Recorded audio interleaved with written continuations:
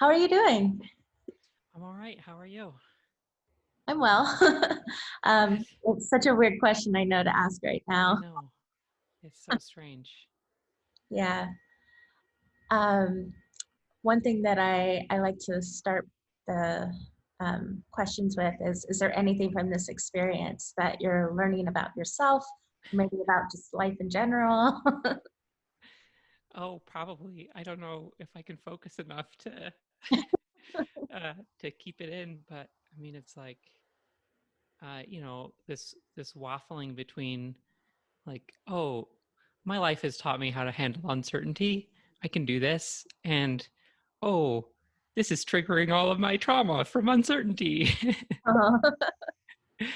uh, but I feel fortunate. I've got good people around and still have work. So That's it awesome. feels pretty lucky. That's awesome. So I know you've been like doing these videos with Mozilla, and I'm just kind of curious, like what are some of the other what are the projects that you're working on right now that you can talk about? Yeah. So the Mozilla project actually ended, or at least is on hold. Right now, I'm preparing for a workshop with Smashing Conference, which starts on Thursday, and I think there's still tickets available. Cool. Um, Otherwise, work with Oddbird is going great. We've got several clients, so we're working on various custom applications there. Um, I sort of expected that all to dry up Mhm. uh, when the virus hit, but it hasn't. So that feels pretty lucky. Yeah, Um, and then otherwise, starting to work with the CSS Working Group and get more involved with the SAS core team um, and new features there. that's so cool. I would love to hear about some of the like well, what it's like to work with the CSS working group and what kind of stuff you're doing because I feel like that's a baller status right there. Yeah, I've sort of dreamed of it for a long time and didn't expect it to sort of suddenly become reality. Um, it's interesting. I mean, it's a fairly large group, and um, so many different things that are being worked on simultaneously, and all of them take a lot of time. And so there's sort of this thing where you've got every feature that's coming is 5 years out, Mhm. but they all have to plan around each other, which is this interesting state of like new theories being built on old theories that still haven't been implemented. Um, but it's a great group of people, all very kind. Uh, they've been very generous uh, bringing me in. Um, but I'm specifically working on uh, trying to think about modernizing the cascade. Hmm. Um, what what does the cascade need to look like now? Yeah. Uh, because I think the cascade is a really clever idea, but um, it's sort of what we have as authors to work with is basically just specificity. And it's a pretty blunt tool for all the things we have to do with it. Mhm. But if you look at the full cascade, there are some other tools that browsers get to use, like origins, um, that are pretty powerful and more flexible, pretty cool. So looking at ways to give us some of those tools. Um, yeah, it's still very theory. I'm trying to figure out how that becomes practical and real and something that we can implement and teach. And there's so much complexity in like how browsers actually render a page, that the stuff that I don't understand. So I'm sort of coming at it from the author standpoint and then trying to check my ideas with browser engineers. Yeah, I imagine a lot of the features that are in CSS, I mean, especially the early features, probably weren't thinking about full-fledged applications on the web at the time. No, no. I mean, the brilliant thing that they did have in mind was we have to support uh, every interface, every device into the future. And that was the core of what made CSS take off over other proposals for how Mhm. design might work. The cascade solves this problem of allowing different devices and different people in the system to contribute different opinions and have them all merge together, which is a weird idea for designers and for programmers to take that much contextual input. But it's sort of the only reason this works. But from there, a lot of it was uh, based on the idea that you really only have like 15 HTML elements, uh, and you're basically just styling those 15 elements. Um, so if you think about it that way, specificity makes a lot of sense. It's really all you need is like a couple layers to uh, override those few things, and you're good. Yeah. It didn't turn out that way. No, it did not. We have a question from Todd. Hello, Miriam. Hello, Gina. I have to ask about the masonry layout. And will we be seeing any more experiments on CodePen from you regarding that? Oh, I'll read the rest of the question after. yeah. Hi, Todd. Good to see you. Um, uh, I haven't been playing with it a whole lot. I would love to get back to playing with it some more. I would watch Jen Simmons in that space right now. She's been putting together several demos there um, because one of the interesting things about it, because the current proposal is built around the grid syntax, masonry layout takes over one of the axes. So either the block or the inline, either the vertical or horizontal, however you want to call those. Um, so that means that you get a grid on one axis and you get masonry stacking on the other axis, uh, which is pretty powerful. And I think Jen just created a new demo that shows off the power you get on the cross axis, on the non-masonry axis. So I would check that out. Right now, I'm pretty busy putting together this workshop, so it may be a bit before I get back to playing with masonry. Then again, maybe I'll put something together for the workshops. We'll see. Cool. Yeah, he did say he had seen some from Jen and Rachel, and of course you. So his second question was, how long do you estimate masonry layout being able to be used in production? Thank you, both of you, safe and well. Thanks. I think it's still a ways off. This is an initial test by Mozilla that will lead to a specification. So we don't have a full specification yet. Nothing has been resolved from the working group.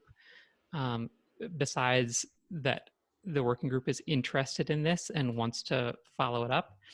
Um, so I don't know the timeline on that. It seems like some specs get implemented very quickly once they're written, and others take quite a bit longer for browsers to get on board. Um, Clearly, Mozilla is on board and already has a basically working implementation. So this could be one of the ones that goes a bit faster, but um, I would say the other nice thing about it is that the fallbacks are fairly clean. You don't need any extra code to get a nice grid fallback. So basically, as soon as it's available in one browser, not behind a flag, you'll be able to start using it. So hopefully that means in the next year or two. I don't know. I'm guessing. One thing I'm curious about, since we're talking about masonry, was I think if I recall correctly, we had explored using a masonry style layout when I was at Salesforce. And the Mm-hmm. reason we abandoned it was if you're using keyboard navigation, like it was Yep. kind of hard to predict where it was going to go. And I'm just kind of curious, like, even if we figure it out in browsers, like, kind of reminds me of the detail summary element. Like, are we even going to be able to use it if screen readers and, well, maybe not screen readers, but yeah, like if there's an accessibility issue with it. Yeah, that's a bigger question that has to be addressed. not just with masonry, but with reordering grids, reordering with Flexbox. Um, I feel like that's a big issue that's coming up a lot lately Yeah. and maybe needs its own uh, solution apart from, but you're right. That is one of the big concerns with it because it has to move pieces around to fit them all. Mhm. Tab order can be strange. Yeah, I didn't even realize that was a thing. I remember when I was working on the mobile website first for the Lightning Design System website, I Mm-hmm. wanted you to get to the content first. So I put the Right. navigation under the content, but Uh-huh. then used Flexbox and stuff to reorder things when it went on the wider screen. And then I learned from our accessibility team that that was a big no-no because it messed with tab ordering. And I was like, oh, I learned something new. So I had to like do like a skip nav thing instead. Right, right. It seems like we need some way for tab order to respect order given by Flexbox or Grid or something like that. The Yeah. nice thing about this implementation of Masonry, actually, it feels to me like the tab order is a little bit better than some of the hacks we've used. Mhm. Um, like the Flexbox hacks or multi-column hacks, you generally go down the column and then back up. And that's a big jump. And in this, you do go across, but then it starts to get a little. Yeah. Yeah, I guess you'd have to also make your focus like really clear too. Right. Yeah. Yeah. Um, I would love to hear about some of the stuff I'm also on the SAS team, but I'd love to hear about some of the stuff you're doing with the SAS code, whatever you want, library.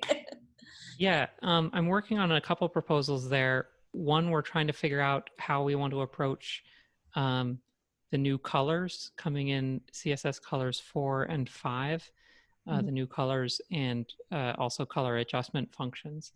Um, so I built a proof of concept tool I just released called Blend that implements it using SAS Mhm. or implements some of the features. I'm working on the rest.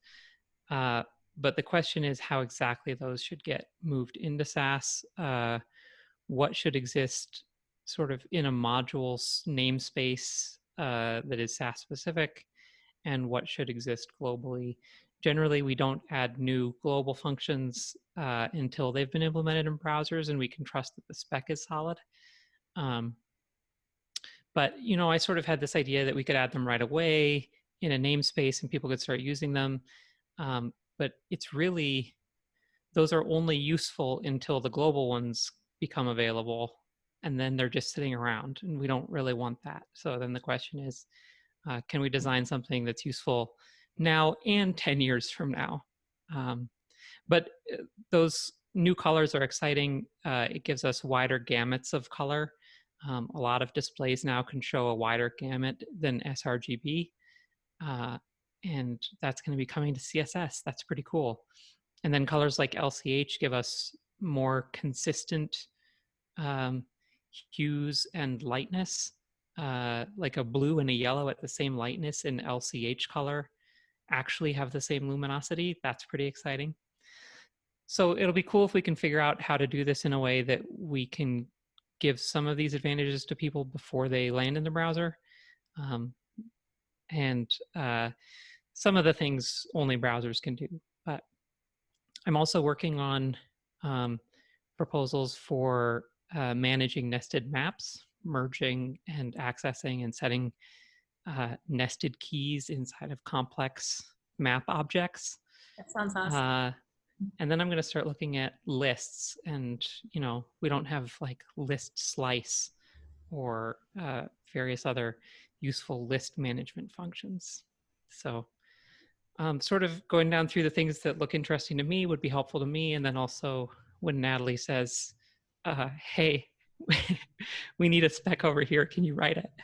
So So are you actually writing in Dart, or are you mostly like designing what would happen and then she implements it in Dart? Or yeah, so I'm writing up first proposals.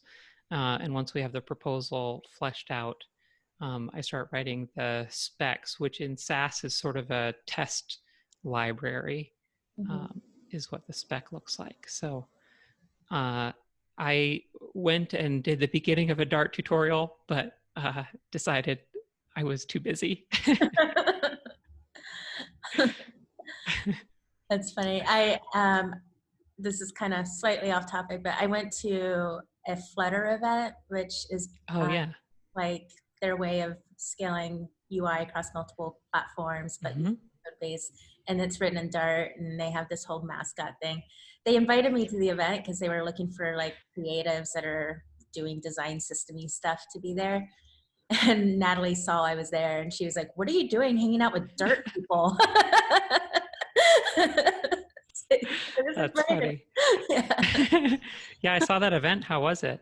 It was I actually really enjoyed it. Most of the stuff I had no clue how I would even try to do what they were doing because it is written all in Dart, but I liked the Right. concept of it. The concept was really, Right.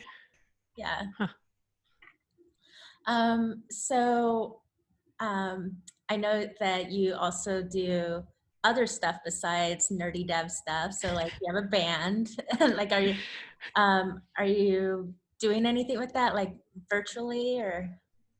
We haven't virtually. We were almost done recording a new album. Um, so uh, our guitar player has the studio in her basement, and she's played around a little bit with mixing what we have, but we really haven't been able to make much progress since going into quarantine. So I'm really missing, like, I don't know, performance generally, doing talks, as well as playing shows. I miss my band. Yeah, I just So did yeah. a virtual talk last week and it's just not Hmm. the same. Like It's there's not.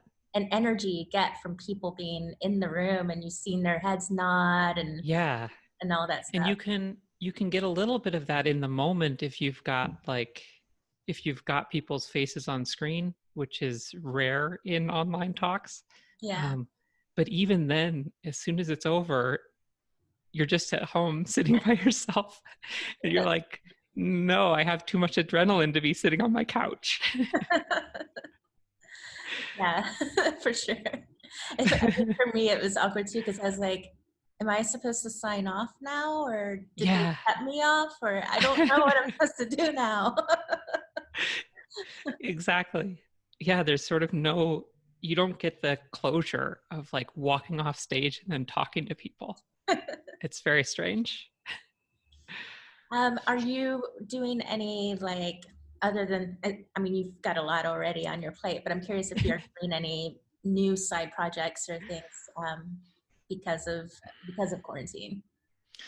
I early on I found that Duolingo was a good way to have like guided activity that would take my mind off of things without requiring me to like make decisions. Which language are you learning? Spanish, because I already knew some and I was like, oh, I can brush up on it. So I've been doing that.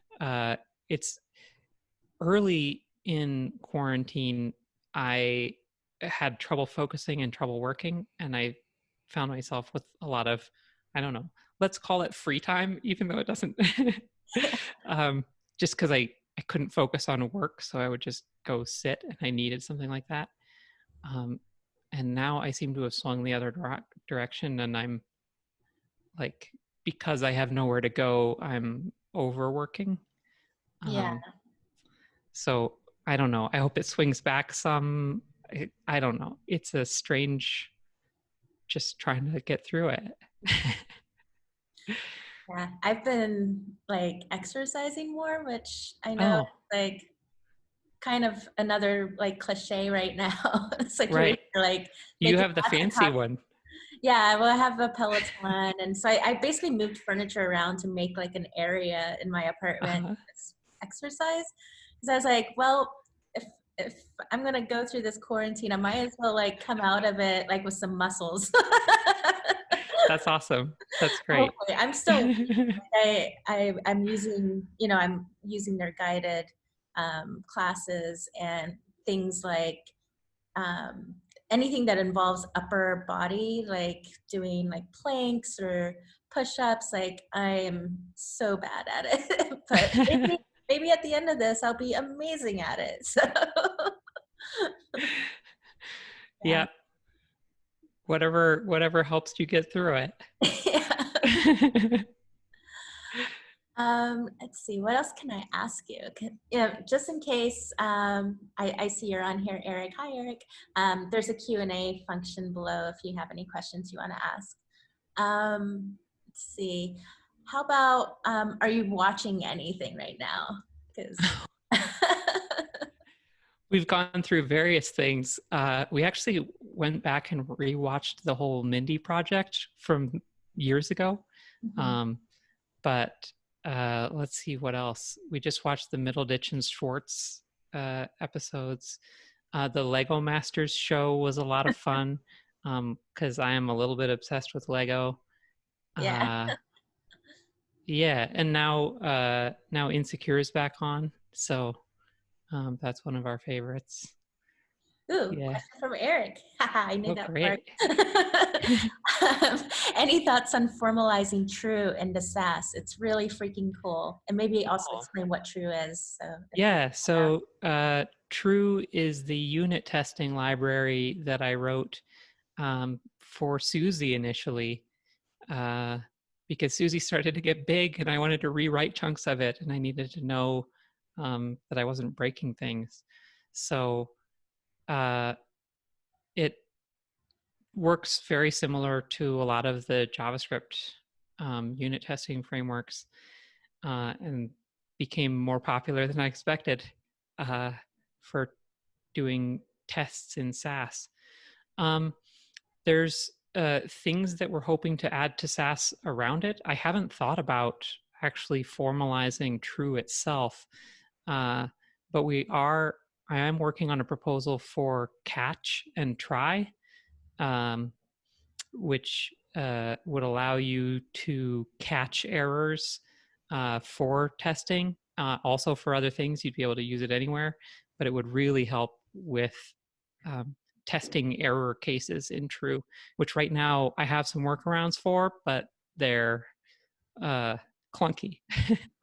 So that's the main answer to that. cool. And then if anyone's not familiar with Susie, you want to quickly. Sure. Susie was back in 2009 when grid systems were taking over the world. There was like 960 GS and Blueprint, and I don't remember what all else back then. But Susie was the first SAS native implementation of a grid system. Some people had ported 960 or Blueprint, but Susie was sort of agnostic about the system and just did the math, and is probably why I'm here today. I mean, When SAS got big, I had the grid system, so it's why I liked Susie, because I could do it my way. it's I remember that it was partially how I met you. Yeah. Well, I mean, definitely in that we ended up at SassConf together, but also I remember I was following your work because you did such beautiful design work, and then I saw that you were Past speaking at tense. conferences. You were speaking at conferences, and you started mentioning Susie, and I was like, "What? Oh my god!" This great designer is mentioning Susie at conferences. So then I like really followed your career. You and Rachel Neighbors were the first to like mention me on Twitter and stuff. And I was like, whoa. That's awesome. So Todd says, I have another question. My next trip to Denver, which will be after all this stuff is over, and an expert says it's okay to resume life outside my home. I can't remember the name of the restaurant we went to for lunch after AEA, which is Anna Venapart. What was the name? And you're welcome to join.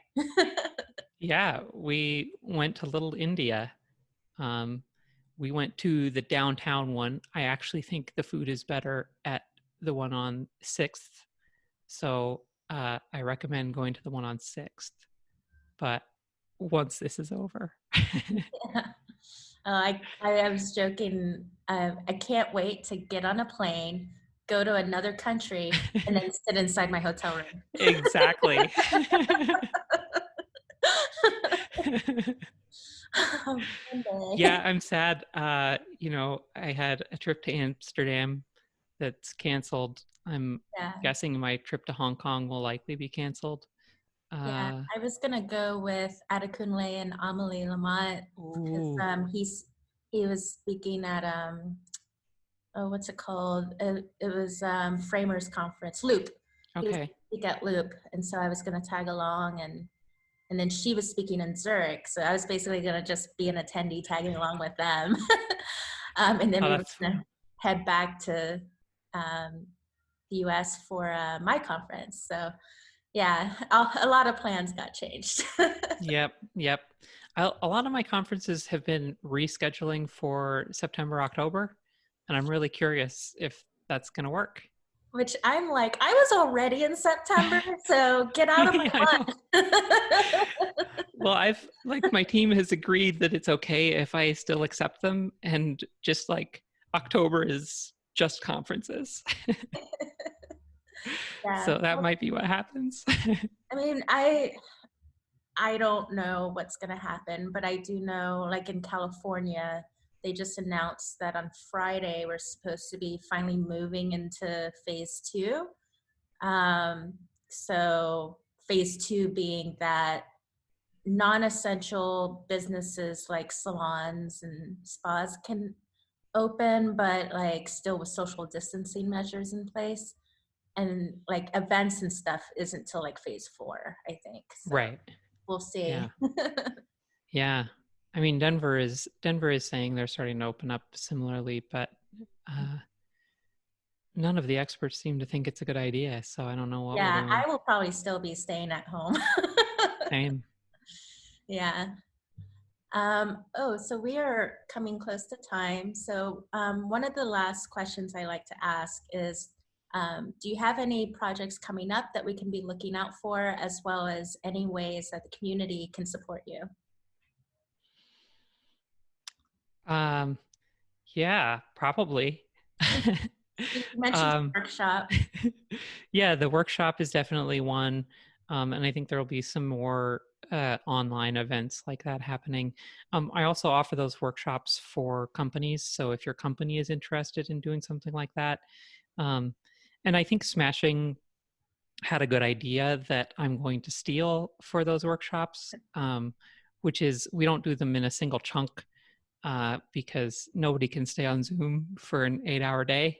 Yeah. So breaking them down, doing 2 hours a day, spreading them out over a couple of weeks.